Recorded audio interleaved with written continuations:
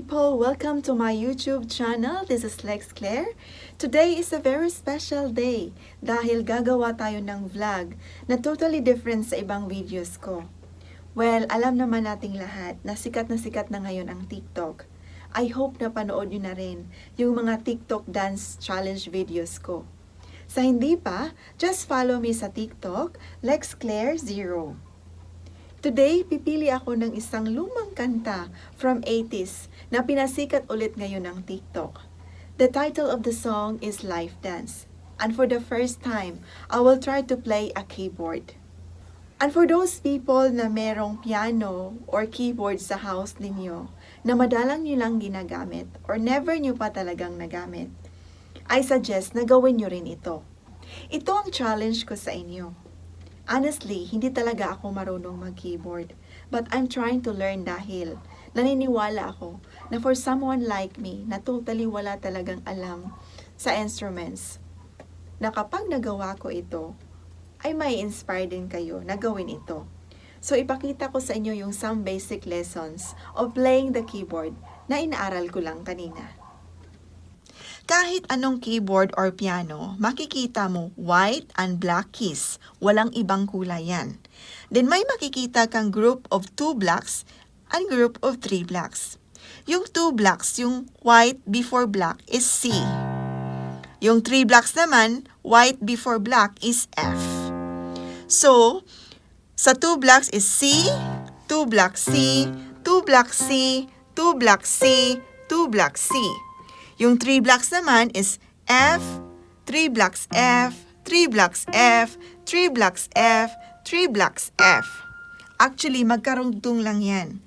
So, C, D, E, F, G, A, B, back to C, D, E, F, G, A, B, back to C, D, E, F, G, A, B, back to C, D, E, F, G, A, B, back to C, D, E, F, G, A, B.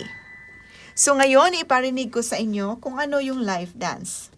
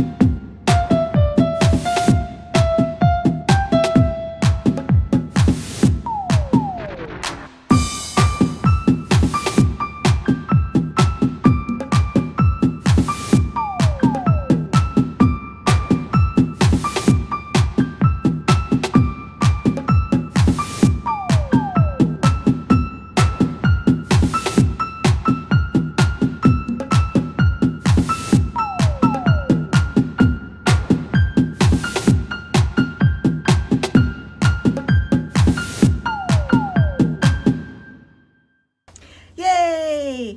Ang sarap pala ng feeling ng isang bagay na dati sa tingin mo ay imposible, ay kaya mo palang gawin. Kaya kung kaya ko, kaya nyo rin.